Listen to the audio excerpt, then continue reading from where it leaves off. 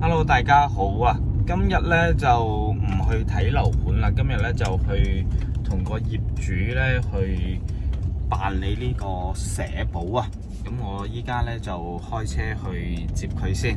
咁我哋就準備去呢個橫琴嘅政務中心嗰度咧就辦理嘅。咁啊陣間詳細流程咧就同大家講翻。依家咧就到咗呢個政務中心，咁客戶咧已經喺度諮詢緊㗎啦。咁我哋呢一度咧樓下咧可以俾大家睇下，咁樓下咧有一陣間插翻嘅空鏡俾大家睇翻。咁我咧陣間就將最新嘅一手資料咧同大家講翻先。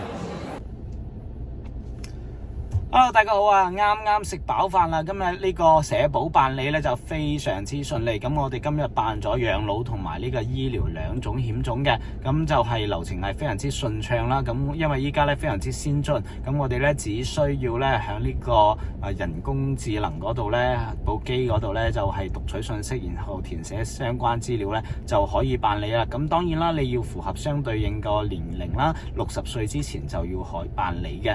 咁我哋呢個費用嘅話咧，如果係醫療嘅話，每一年咧就係540蚊；如果係養老嘅話咧，有幾個檔位嘅，咁最高咧係1800蚊。咁你都可以睇翻我呢個表格嘅。有興趣嘅朋友咧，想了解更加多資訊嘅咧，都可以係加翻我 WeChat，咁我 send 翻詳細嘅資料俾你嘅。咁下期再見，拜拜。